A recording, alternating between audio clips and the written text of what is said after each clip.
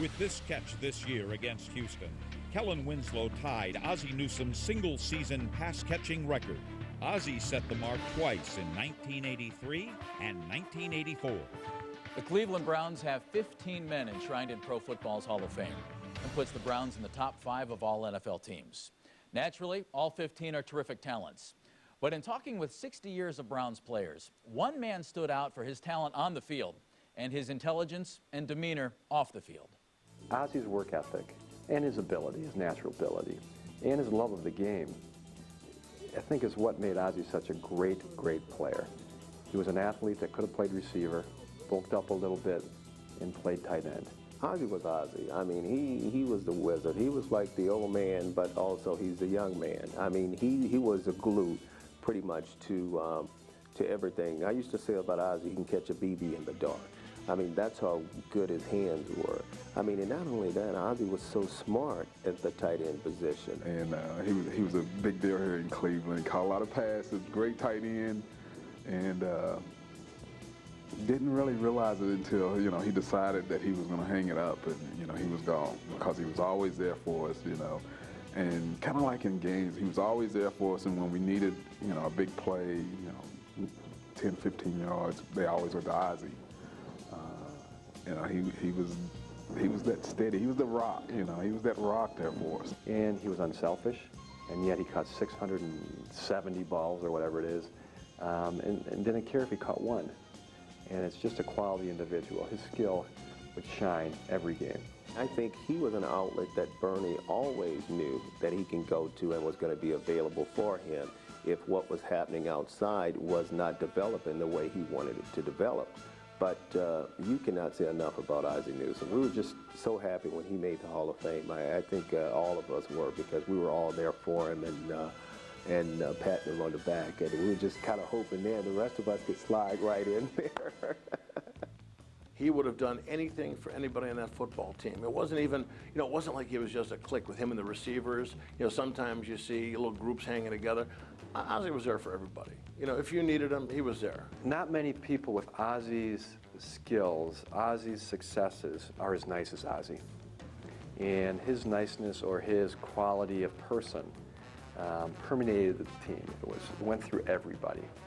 And I think that created a great chemistry when I was there as a Cleveland Brown. It's the little things that Ozzie would do that created the chemistry. And he was unselfish, and yet he caught 670 balls or whatever it is, and didn't care if he caught one.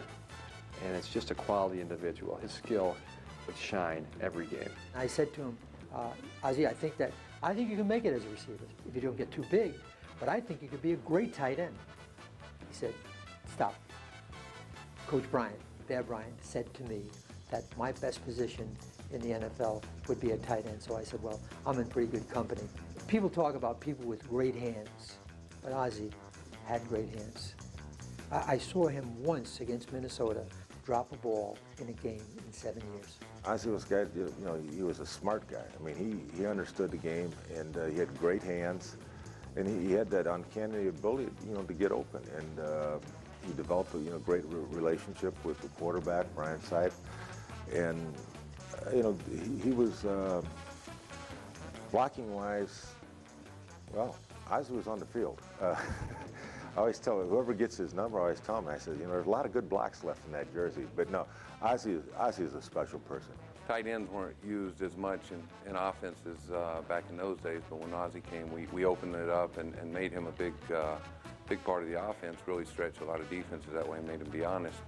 I mean, quite honestly, we were glad when he was running for passes because he wasn't a very good blocker, to be honest with you. He was not your prototype tight end where he was 6'5", 6'6", 260, 270, you know. But Ozzie could catch the ball, and that's one thing that Ozzie could do. You put it anywhere near Ozzie, whether it was low, high, in the middle, Ozzie was catching the ball. And that's one thing where we built our offense around Ozzie Newsome. I mean, not too many offenses are built around tight ends. Usually built around a running back or a wide receiver, but you build some of your offense around a tight end. He's a special tight end. Everything he did was, you know, he worked on the little things. I played with a guy up in Canada who was a lot like that. His name was Freddie Bolitnikoff. He's a guy who who worked on his stance. He worked on how he came off the ball. His patterns were perfect. You know, he was a technician. You know, I think Oz was a lot like that. He worked on every aspect. He just didn't rely. I mean, he had more natural talent than Fred Biletnikoff, but he never took that for granted. I mean, he worked like he was just a technician. He was always there for us, and when we needed, you know, a big play, you know, 10, 15 yards, they always went to Ozzie. You know, he was that steady. He was the rock, you know. He was that rock there for us. Unfortunately, Ozzie was on the field for a heartbreaking part of Browns history. The words not to be spoken here, only to be seen. I catch the pass against Dennis Smith in the AFC Championship game when we were playing Denver here at home. I score the touchdown. Bernie and I are on the sidelines just, you know, hugging each other. Hey, I know I was thinking that. I was like, hey, we're on our way. There's no way they're going 98 yards on our defense. You know, there's no way. We knew we had a good game until John Elway figured out who he was and found a way to come back. You know, the last one, you know, you see the Big Daddy's arm go up, and then it comes down, and the ball goes right through it, and you can never understand. I can't believe it, and the place goes quiet. And then I don't know how long it was. It seemed like it was 10, 15, 30 seconds. You tell me. All of a sudden, the place just starts cheering, and they start screaming, and everybody's standing up and clapping for us and cheering and screaming, yeah. And it was like and I think that was the first time, not the first time, but it was a really good indicator to us, the players, at the relationship we had with the fans. Because we, you know, for that brief, you know, for that brief moment, when we knew we had lost and they knew we had lost, you know, it hit us all. It hit us hard, obviously hit the fans hard too. But it didn't take them long to realize, you know what, okay, we lost, but these guys had a hell of a year. And they showed us the appreciation. So to be able to do that and to rally as fans that quickly and all of a sudden stand up and cheer, and it was amazing. In this game, the Browns turned what seemed a rout into one of the most memorable comebacks in playoff history. Loops it for Biner, who got it at the 15, 10, 5, touchdown Browns. Biner sneaks across the goal line, and the Browns are alive and kicking in Denver. The turning point came on a final drive that would end in heartbreak. From the 8-yard line, Kosar reaches under center, Greg Riccozzi. Hands up the Biner on the draw. Biner inside the 5 to the 4 to the 3 to the 2. He fumbles the football and the Broncos have it, I believe. Oh my goodness. Doesn't seem fair. Let's wait and see when they unstack. There's a big pile up and Denver has it at the 2-yard line. Curtis Biner has played his heart out to have that happen. Unbelievable. Kosar backpedaling, firing, end zone, touchdown! Welcome back. Bernie to Brennan not only has a nice ring to it, but that phrase still holds true today. Joining us now, Bernie's TV sidekick on the preseason telecast of the Browns, Brian Brennan. Brian, thank you very much for being with us. Great to be here, Jeff. Brian, you came to the Browns in 1984. You were a 4th-round draft choice at a time when the Browns needed some help at wide receiver. Dave Logan had retired. Reggie Rucker was gone. What kind of an opportunity was that for a young guy, a 4th-round draft choice, to come in and try and make his mark in the NFL? Well, first of all, it was an honor just to play for the Cleveland Browns. It was an honor to be drafted in the NFL.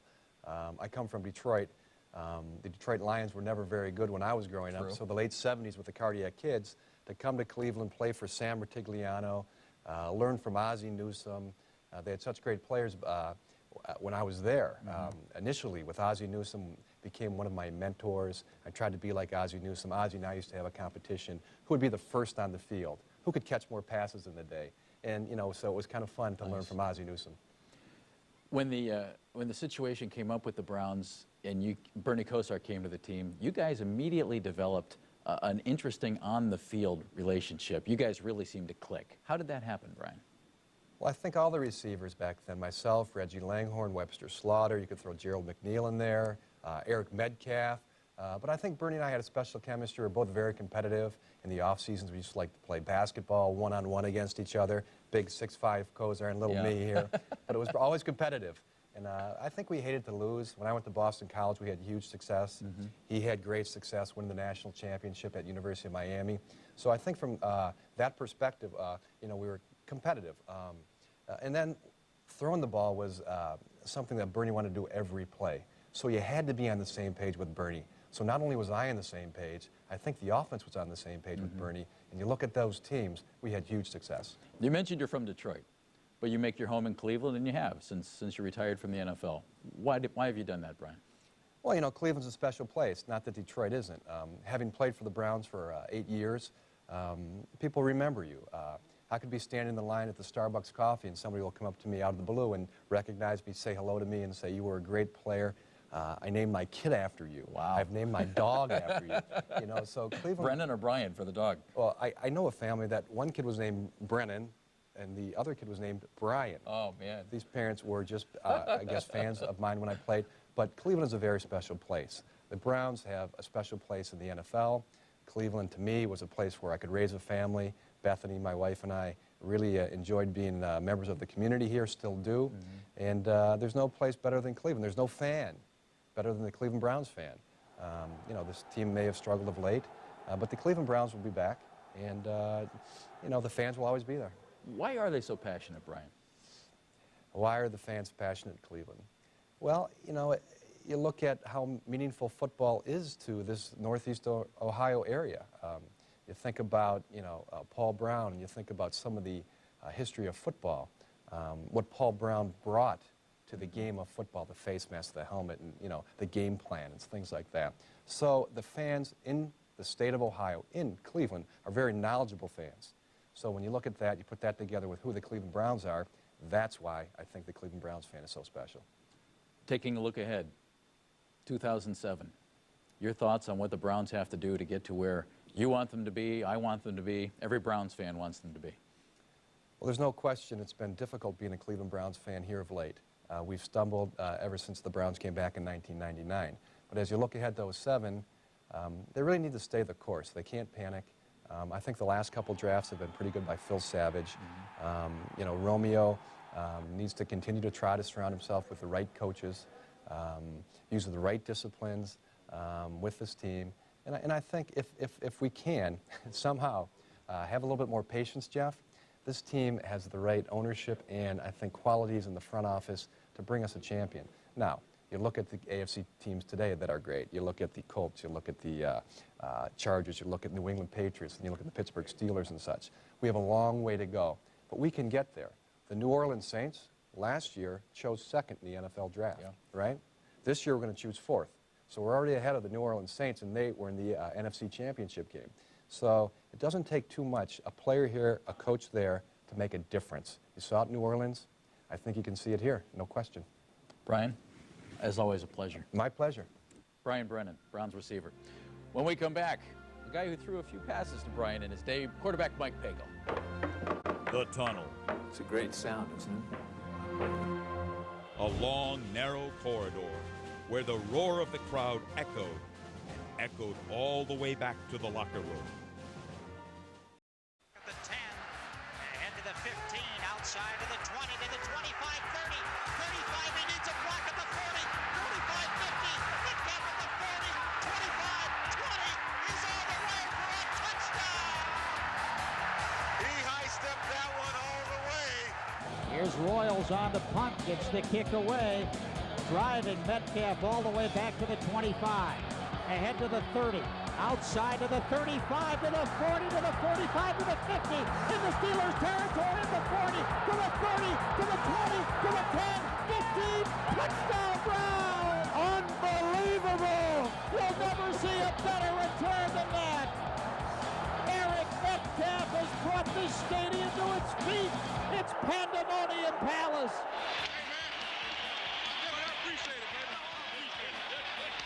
Welcome back to 60 years of the Cleveland Browns. Clay Matthews wore the number 57 for 16 seasons as a member of the Browns. He is the Browns' all-time leader in games played. Clay's the guy who never seemed to age, either in his looks or in his play on the field. He bridged the 1980s and 90s and is really true to the axiom that actions speak louder than words. It's unbelievable that Clay Matthews played for 19 years. Now, most inside linebackers in the 3-4, because of down and distance situation, may play for about 6 or 7 minutes. Clay played short yardage, played goal line. He was in all the situations. The amazing thing about Clay, he was versatile in what he could do. Some years they say, okay, you're going to be our pass rushing linebacker. He did a phenomenal job. Some years they used him more coverage schemes. He did that amazing. The hardest thing to find on defense is a linebacker who can play on a tight end and have the characteristics of a defensive lineman and play the run game, and then put him in space and have him cover the better backs coming out of the backfield, have him make tackles in space. Clay was a very well put together guy, you know, pretty stocky guy, had a lot of leverage. And, you know, it was one of those deals where he knew when to take his shots when he had the opportunities and didn't take them when it maybe might put him in jeopardy. And, you know, you got guys that, you know, that kind of get hurt a lot, and then you got guys that don't get hurt at all. And he was one of those guys that, you know, just was just a great pro that knew when to take his shots and when not to stay healthy and to give this team an opportunity as long as he was in the game. An Iron Man, as you say, you know, he just, there must have been some great genetic thing in his body that enabled him to, you know, just be out there and be consistent, you know, week after week after week, season after season, and be able to put in a great performance and not miss any time. So I still don't have an explanation for that, other than we always say maybe he had a kind of a pact with the devil or something.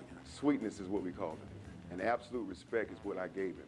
Because the way he actually did what he was supposed to do, he was quick as a cat. His hands and body and everything was all over the place. But Clay brought an attitude to the defense of knowledge and hard work. I mean, Clay was one of those guys that worked hard in the offseason. You know, bright guy, you know, 4 or 5 kids, drove a 71 Capri. Everybody joked about, dude, you got plenty of money, you know. He's like, no, he comes to work in his jeans and does what he's supposed to do. And everybody liked Clay.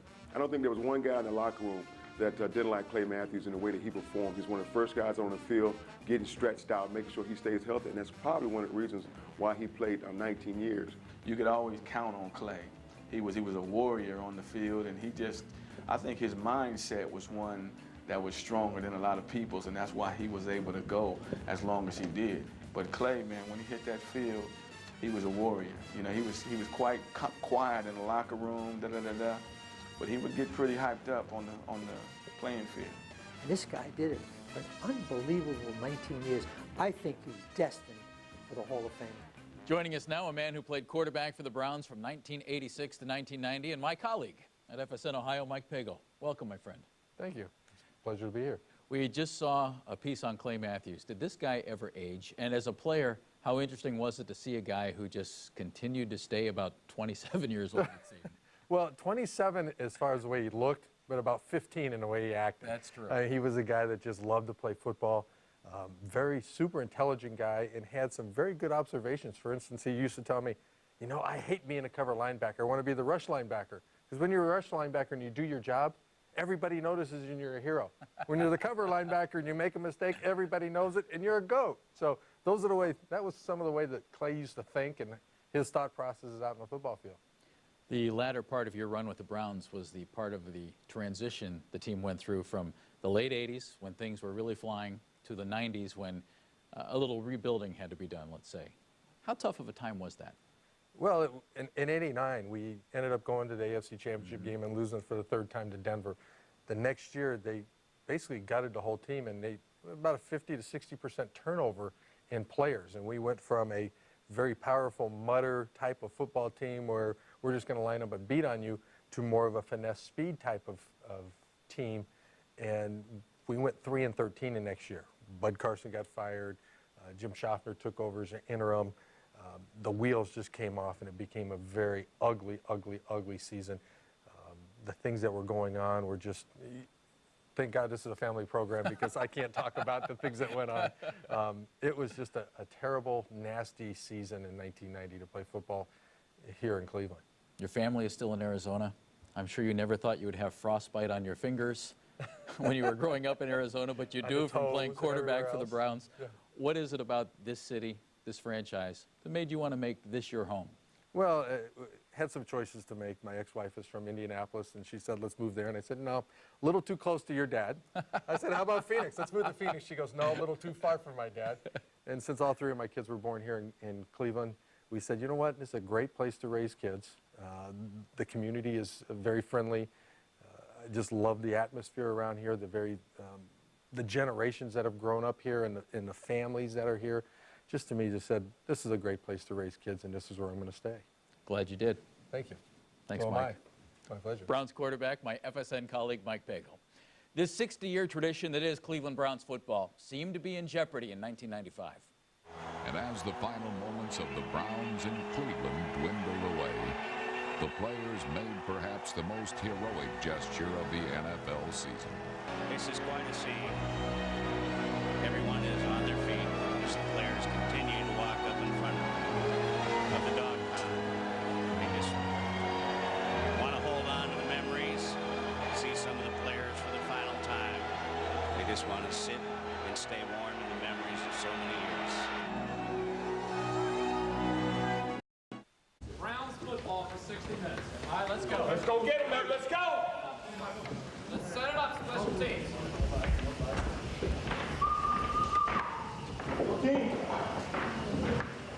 As the Belichick reign was coming to an end, there were rumblings that the Browns might leave Cleveland.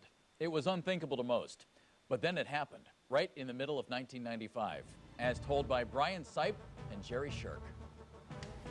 Isn't that why we came back here, was for us personally to have some closure on this thing? No, I came back to squeeze a tear out of you. How am I doing so far? Not good.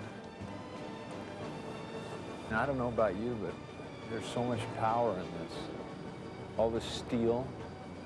I think of those steel mills down in the flats down there. That made this stuff? They put it together in 1932.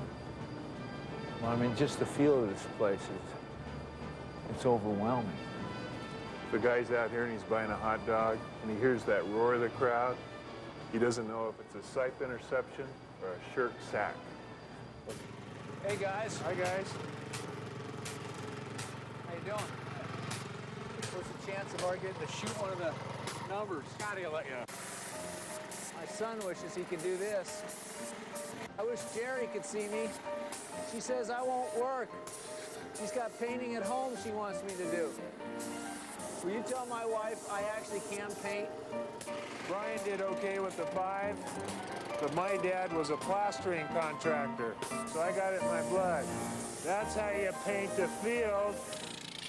I'm sorry, but I got a play I've always wanted to run. What play would that be? Well, it's a pass play called Red Right 88. Okay, sounds like an oldie but goodie. You're out here. You probably never heard of that one, have you? No, you're in close. You're Ozzy. You're in close. Never heard of it. You're in close. Come on. This is important to me, darn it. Get serious. Last time it cost me 10 grand when you ran this play. running down. End of the game. Sit. Hut. Oh, my goodness. He ducks Hendricks. Ozzy's open in the back of the end zone. He catches it. The Browns win. We're on our way to San Diego. They can't stop us now. We're playing catch on the roof of the stadium. Huh? Yeah. On the roof, baby. Just a moment in time. You remember 46 guys trying to get in here at once? Yeah. This was the victory. Yeah. Yeah, where are you going after the game? Here's the losers.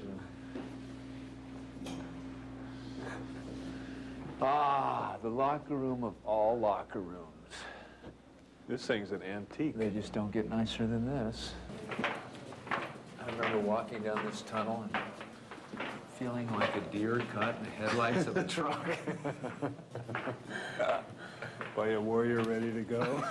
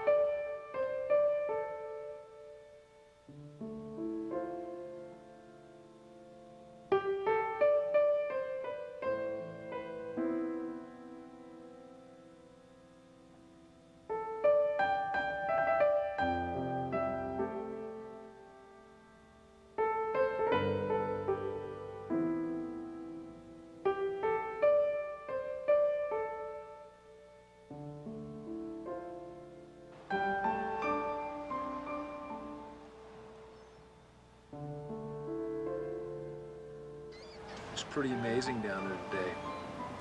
It was unbelievable. I guess I never thought I'd see a town love a team so much. Today, a guy asked me if Cleveland could recover from this. You know what I told him? Always has, always will. The membership voted unanimously after more than 5 hours of discussion with one abstention to accept the offer of the Lerner policy group. So Alfred Lerner will be the new owner of the Cleveland Browns. If you leave out my wife's MasterCard and from the equation, it's the biggest check I've ever written by a lot.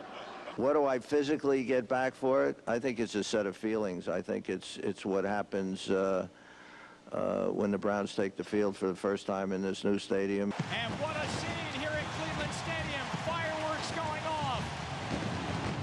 We're here to play football, baby! Cleveland rocks! Cleveland rocks! Cleveland rocks! Cleveland rocks! Cleveland rocks! Ladies and gentlemen, it's my pleasure to introduce to you the 1999 Cleveland Browns!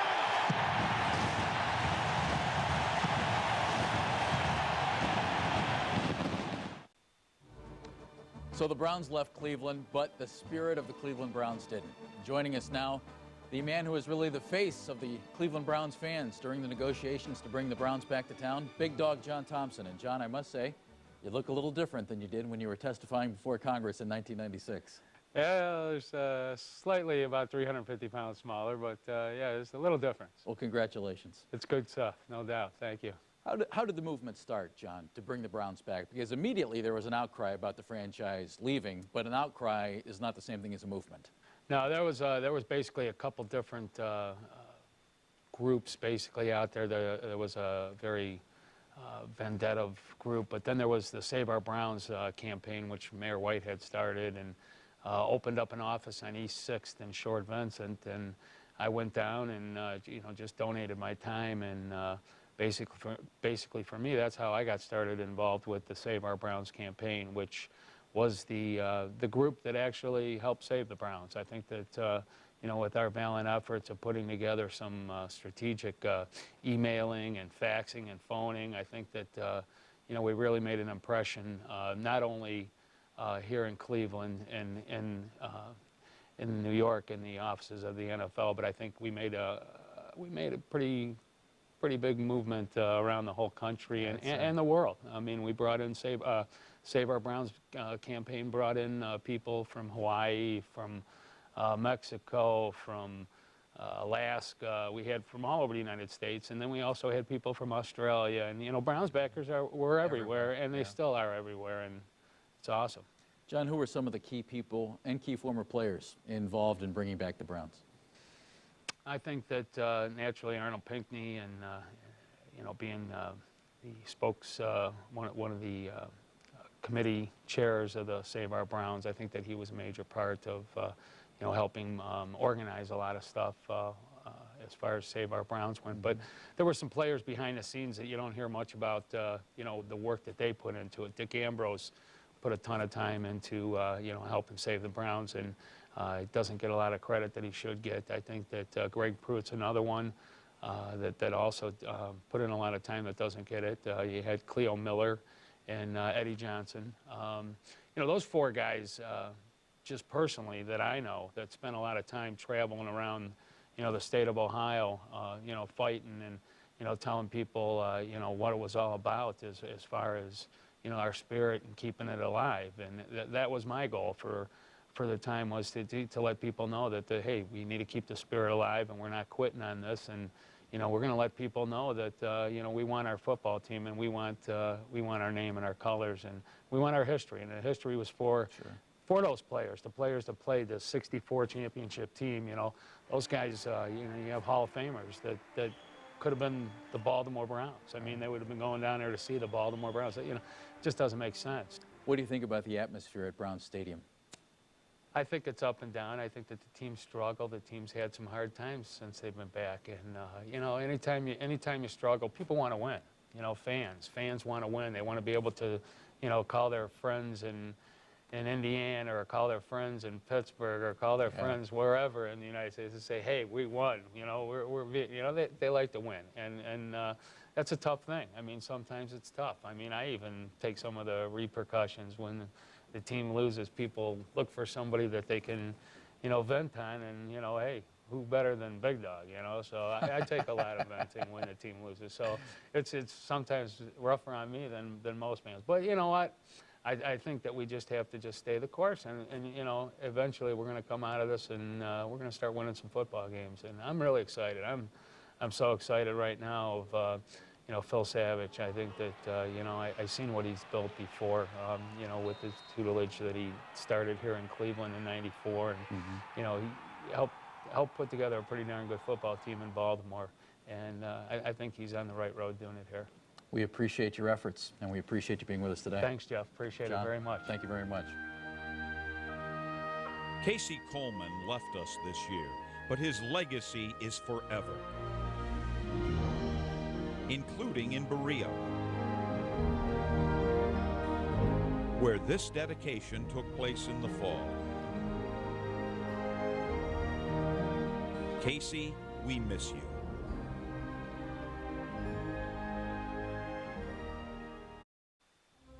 For 60 years, the Browns have been Cleveland, and Cleveland has been the Browns. You can debate it all you want, but it is what the fans want. And if it weren't for you, the fans, the Cleveland Browns would just be any other NFL team.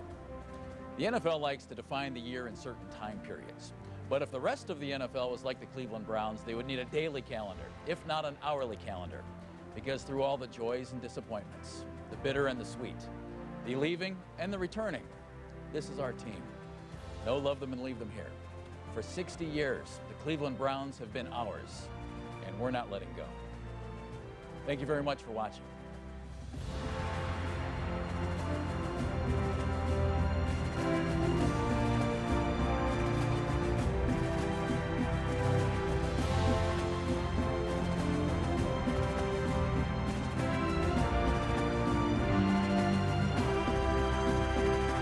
You got to come down the line of scrimmage.